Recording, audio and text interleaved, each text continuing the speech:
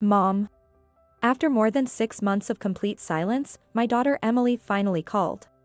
And it was already past 8 p.m. It's unusual for Emily, who has her own family, to call at such an hour.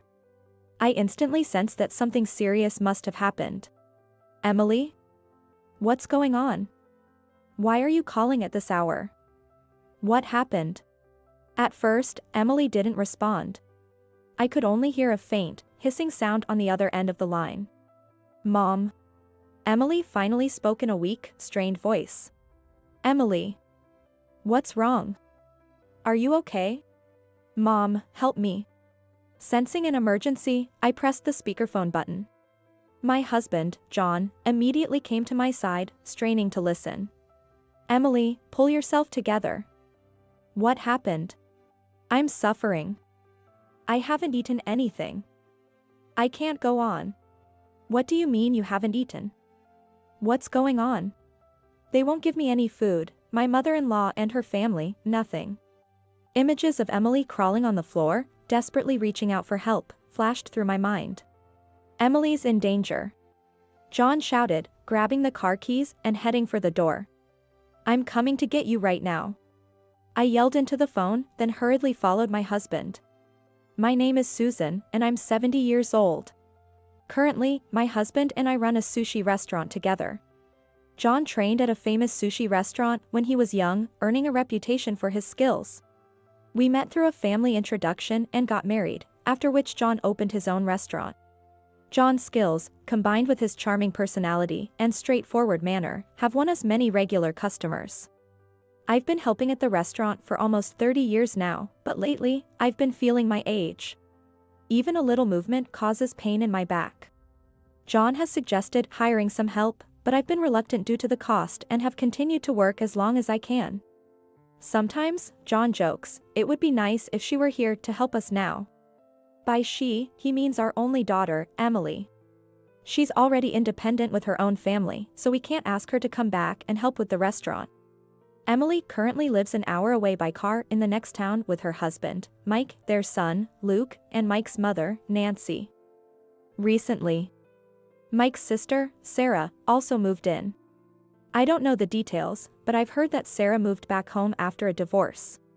I had hoped that Emily would help out at our restaurant after graduating from college, but she said, I want to see more of the world.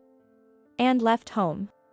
After that, she got a job at a major department store and started working in the women's clothing section. Despite being new to the workforce, Emily quickly won over customers with her charm and bright personality. It was at the same department store that she met her husband, Mike.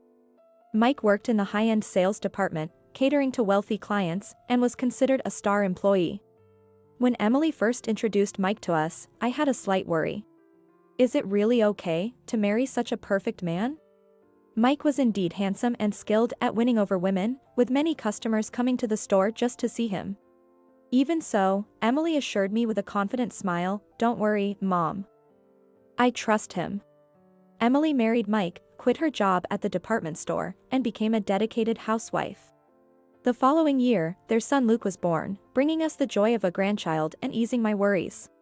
Looks like they're managing well after all. The couple lived in an apartment with their son for a while, but 5 years ago, after Mike's father passed away, they moved into Mike's family home to be with his elderly mother. Emily would call home occasionally, but lately, she has been lamenting that Mike is rarely at home. Mike stayed over at a coworker's apartment again last night because he was working late. This has been happening a lot lately. Even on weekends. He claims he has business golf outings and isn't home. Even so, Emily would laugh over the phone, saying, I guess that's just part of being a professional. One day, I called Emily after a long while. Luke's birthday is coming up soon, right? Do you have any plans during the day? Nothing specific during the day, but why do you ask? That's perfect. Our restaurant is closed that day, so how about the three of us, Luke, you, and me, go somewhere fun? Like an amusement park or an aquarium, somewhere Luke would enjoy. That sounds great. Recently, Mike has been so busy with work that he hardly comes home. So Luke hasn't been able to go out much and is getting bored. Emily responded with excitement over the phone, but As Luke's birthday approached, Emily called and said, "I'm really sorry, Mom, but a lot of plans came up since then, and we can't go out with you." "I'm really sorry. What do you mean by plans? What happened?" "The kids' club decided to throw a birthday party for Luke. So we can't go that day." "A kids' club? I guess you can't turn that down." I felt a bit disappointed but quickly switched gears. "Well, it doesn't have to be on Luke's birthday. Let me know when you have a free day. And we can plan something then." "I'm really sorry, Mom, but we won't be able to go anywhere for a while. Next week is a nature camp with the kids' club, and the week after that, swimming lessons start. It's just one thing after another. Kids these days sure are busy. It's a shame, but I guess we'll have to let it go." I was really looking forward to seeing my grandson again, so my disappointment was significant. I asked one of our regular customers who is a parent for advice on what games kids like these days and sent one of those games to Luke. "Mom, the present arrived." "Thank you." Emily called to thank me. But there was something off about my daughter's voice, something I couldn't quite place. Maybe it's a mother's intuition, but Emily, usually so bright and cheerful, sounded unusually subdued that day. "What's wrong? You sound tired today." "Nothing's wrong. I'm just fine as usual." "Are you sure?" "As long as you're okay. Thanks for the game, by the way." "About that. I don't really know what kids like these days, so I sent something that was recommended to me." "Did Luke like it?" "Of course. He said, 'Grandma's the best,' and he loved it." For some reason, Emily seemed eager to end the call quickly. Almost like she didn't want to prolong our conversation. "Is everything going well with you guys? Why do you ask?" "We're doing fine. Don't worry about us. Didn't you mention that Mike has been coming home late recently? Has anything changed since then?" "You're such a worrywart, don't worry about it. Just forget about that. Besides, phone calls aren't free. And I'm sure you're busy with the restaurant." "Wait a minute. It's not about me right now, it's about you." But before I could finish, Emily hung up the phone. I was just trying to check in, but Emily seemed to avoid my questions and abruptly ended the call. It was as if she didn't want me to dig into her family affairs. It doesn't seem like a simple matter. I felt uneasy. After the restaurant closed, it was our routine for John and me to relax in the quiet living room, having a drink and unwinding from the day. That night, we were relaxing as usual, reflecting on the day's events. About Emily, something seems off. She sounds tired or down. I can't quite tell. You call her from time to time, right? I called her today, but she abruptly ended the call. Are you saying she's trying to keep you at a distance? It's not that she's pushing me away, I think she just doesn't want to worry me. It's a mother's intuition. But I feel like Emily is hiding something from me. John folded his arms and remained silent for a while, then said, "Could it be related to that thing?" "What thing?" After hesitating for a moment, John decided to speak. "One of our regular customers mentioned something about Mike that concerned me." "What about Mike?" "One of our regulars said they saw Mike coming out of a bar with a woman who wasn't Emily." "No way. Mike would never do something like that. The woman wasn't young, but she was very beautiful. And she was dressed in flashy, expensive-looking designer clothes. It must have been someone who just looked like him," I said, trying to defend Mike. Or rather, it was my motherly instinct trying to protect Emily's marriage from any cracks. Of course, the regular didn't get a good look. They just thought the man looked like Mike. I didn't want to take the regular's witness for what it was. But I had heard that Mike had been coming home late and spending more time away even on weekends. Maybe Mike was seeing someone else. Without concrete information, my mind started to imagine the worst.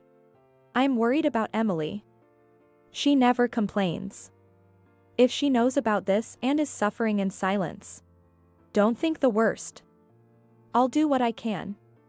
There's a lawyer among our regulars. I'll talk to them. After that, I was so preoccupied with thoughts of Emily that I accidentally broke dishes while washing them. Are you okay? You look tired. I kept trying to call Emily, but she rarely answered. Sometimes, she'd give me a brief update, saying, "I'm doing fine," but her responses were always very brief. Whenever I tried to delve deeper into family matters, she would laugh it off and quickly end the call. Her voice over the phone sounded weaker and more lifeless each time. Remembering Emily's bright, cheerful smile from before her marriage, I was overwhelmed by growing anxiety to tears. About 6 months later, Emily, who had completely stopped contacting me, suddenly called. And it was already past 8 p.m. It's unusual for Emily, who has her own family, to call at such an hour. I instantly sensed that something serious must have happened. "Emily? What's going on? Why are you calling at this hour? What happened?" Emily didn't respond. I could only hear a faint, hissing sound on the other end of the line. Even so, I was certain it was Emily holding the phone. "Is there anyone around? Are you alone there?" From the absence of background noise, I assumed she was alone. "Mom." Emily finally spoke in a weak, strained voice. "Emily. What's wrong? Are you okay? Mom, help me." Realizing the gravity of the situation, I pressed the speakerphone button. John immediately came to my side, straining to listen. "Emily, pull yourself together. What happened? Tell me. I'm suffering. I haven't eaten. I can't go on." "What do you mean you haven't eaten?" "They won't give me any food, my mother-in-law and her family, nothing." Images of Emily crawling on the floor, desperately reaching out for help, flashed through my mind. "Emily's in danger," John shouted, grabbing the car keys and heading for the door. "I'm coming to get you right now." I yelled into the phone, then hurriedly followed my husband. We were silent during the drive. John gripped the steering wheel tightly, his brows furrowed and veins bulging on his forehead. He was filled with an indescribable fear and anger over the possibility that our precious daughter might be suffering unjustly. Looking in the mirror, I was sure I had the same expression as John. Holding back my tears and closing my eyes, I could see the innocent, childlike smile of young Emily. Remembering her as a pure-hearted girl who knew nothing of the world's evils, reaching out to John and me with her small hands to share happiness, made my chest tighten with frustration. Emily is asking for help. Thinking of that, I felt ashamed that we hadn't noticed her suffering sooner. From her voice on the phone, it was clear that Emily was very weak, even without seeing her in person. It was hard to believe that Emily, who had always been the epitome of energy and joy, was now pleading for help in such a weak voice. Looking out the window at the dark streets, I thought, this must be a dream, just a bad dream. As we drove through a quiet residential area, the lights spilling from each house seemed to carry the laughter of families. And I felt a renewed pang of sadness, thinking that should be Emily's and our reality. Though it would usually take an hour during the day, the roads were relatively clear since rush hour had passed. And we quickly arrived at Emily's house. "Are you okay? I can handle this alone if you want." John's kind words showed his concern, but this was a family matter. No matter what awaited us, I was determined, we will save Emily with our own hands. When I rang the doorbell, a carefree voice responded from inside after a brief pause. "Hello? Who's there at this hour?" In stark contrast to Emily's urgent phone call, Mike's relaxed and casual voice left us bewildered. "This is Susan, Emily's mother." When I identified myself, Mike fell silent, then slowly replied, Is there something wrong?" He opened the door slightly and peeked out at us. "I'm sorry for the late hour, Mike. But this is urgent." John wedged his foot in the door's crack and pushed it open forcefully. "What are you doing, John?" "We're coming in." We barged into the house with a resolute attitude. Standing in front of a narrow, dark room at the end of the hallway, I said, "Emily is in here, isn't she?" I can't explain why. But I was certain she was in that room, calling for us. "This is too much. Even if you're her parents, I'll call the police." "That would be perfect. The police should witness this." John, undeterred, forcefully slid open the door. Inside, Emily lay on the floor like a discarded rag. It took a few seconds for my brain to register that the gaunt, unrecognizable figure was our daughter. "Emily. Oh, what has happened to you?" We rushed to her, lifting her frail body. "Mom, help me. I'm suffering. I can't go on." Emily managed to say this through labored and interrupted breaths. It was clear that she was semi-conscious, her speech slurred, and she was suffering from dehydration. "What are you people trying to do? You need to leave immediately." Mike tried to dismiss us like we were intruders, but his voice lacked conviction. He seemed frightened, his eyes darting around and his body trembling. "Mike. Get some water, now." I can't do that. Stop arguing and get it now." My fierce tone made Mike rush to the kitchen, returning quickly with a bottle of water. I grabbed it, opened the cap, and gave it to Emily. "Here, Emily. Drink this." Hearing the commotion, Nancy and Sarah also appeared. "What is all this noise about? It's so loud I can't hear the TV. We need answers." John, eyes narrowed with anger, confronted Mike, who dropped to his knees in a panic. "I'm so sorry." Mike began explaining how things had come to this, and it was beyond anything we could have imagined. After Emily and Mike moved in with his mother, Nancy, things were fine at first. But at some point, Mike started coming home late, and Nancy's attitude toward Emily grew cold. One day, when Emily was worried about Mike coming home late, she consulted Nancy. But instead of addressing her concerns, Nancy blamed Emily for Mike's late returns. Emily had no idea why she was being blamed, but Nancy told her, "It's because you haven't gotten your figure back after giving birth to Luke." Since then, Nancy started pushing all the household chores onto Emily and even imposed strict dietary restrictions on her. Despite this, Emily tried to keep her spirits up and handle the unreasonable demands, but Nancy didn't like that. The harassment escalated, and Nancy began controlling all of Emily's finances under the pretext of preventing her from buying snacks. To make matters worse, Mike's sister, Sarah, who had moved back home after a divorce, joined in, finding it entertaining. Nancy would have Sarah monitor Emily whenever she couldn't. The hardest part for Emily was being denied the chance to care for her own son, Luke. Even though they lived under the same roof, not being able to raise the child she had given birth to was incredibly painful and heartbreaking. Nancy unilaterally prohibited Emily from seeing Luke and had Sarah stop her if she even tried to approach his room.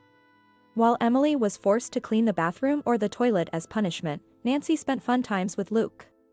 "That's all I know." With those words, Mike collapsed to his knees, defeated. "How dare you speak about our family's shame so easily? Yes, I can't believe you'd blab about such nonsense to strangers. You've really become a coward, brother. But that's not all, is it? There's more you're hiding, isn't there?" Mike looked up with a startled "huh," and a look of unease appeared on his face. Just then, we heard a taxi stop outside, and someone got out. "Looks like they've arrived." Mike, Nancy, and Sarah looked confused, not understanding the situation. Soon, a tall gentleman in his 50s appeared, and Mike's face turned pale. "It seems you know this man, don't you?" Mike didn't respond, but it was clear he understood there was no escaping the situation. He avoided looking at us, seemingly waiting for time to pass. "Good evening. My name is Greg. This is the first time I'm meeting the family in person, isn't it?" Greg looked at Mike, Nancy, and Sarah. Greg had once been a famous actor, known for his roles in movies and TV dramas, but as he aged, his popularity waned, leaving him with just his reputation. "Why is Greg here?" Nancy asked with a strained smile and a shaky voice. Her anxiety was evident to anyone. "I asked Greg to come. I contacted a lawyer friend before coming here and asked him to bring Greg as well." "What kind of relationship do we have with Greg?" Nancy tried to feign ignorance, but I smiled knowingly. "Don't pretend you know nothing. You must have an idea why Greg is here." At that moment, our lawyer, Robert, arrived. "Sorry for the delay. I was organizing some documents for another case and took a bit longer." With Robert's arrival, all three of them fell silent.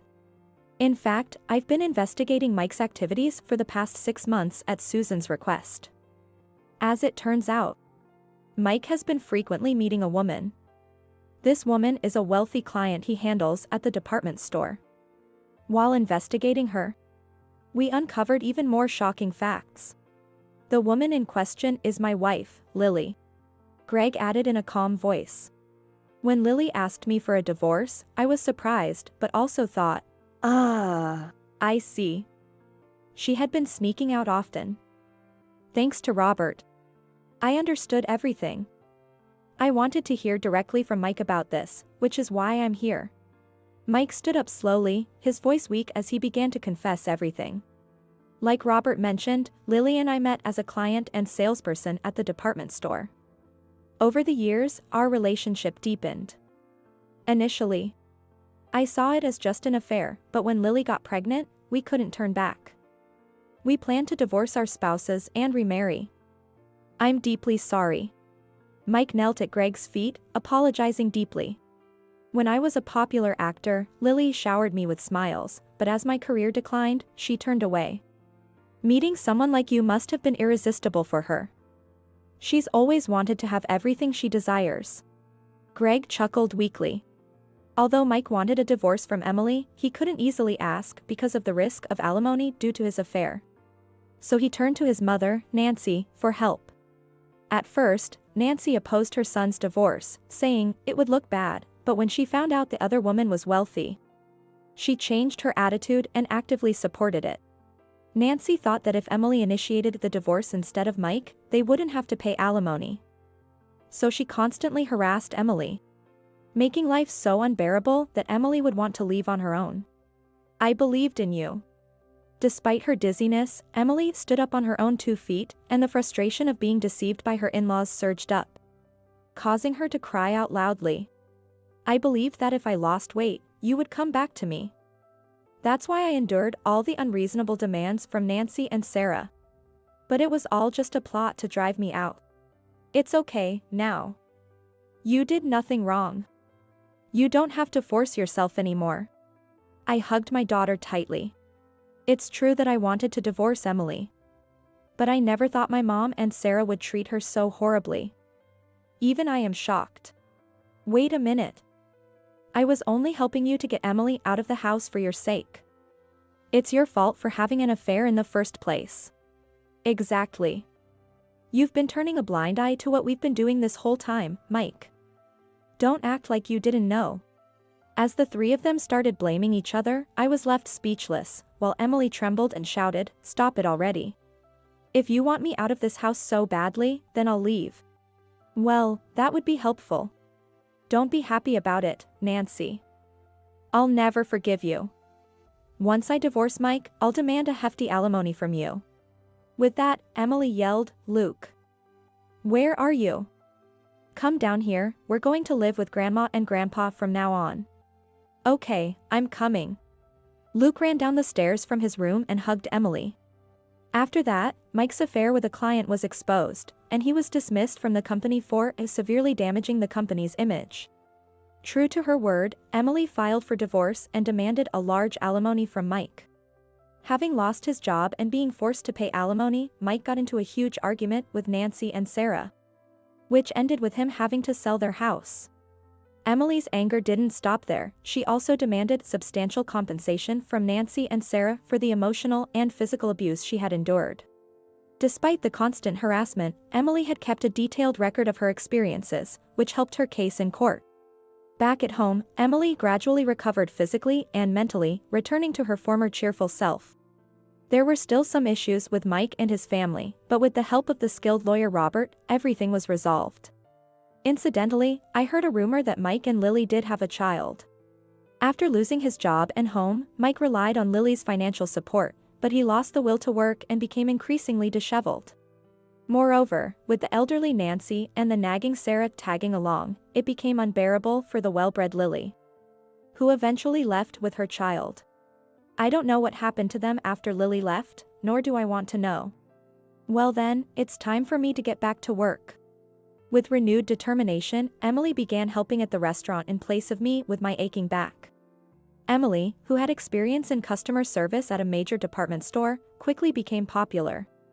And the restaurant soon had long lines of customers. With our new star employee, I have no regrets. I stopped working at the restaurant and spent my free time looking after Luke. Luke, who is about to enter middle school, declared at his elementary school graduation, "I want to be a cool sushi chef like Grandpa." Which brought John and me to tears. We are now eagerly looking forward to Luke's future.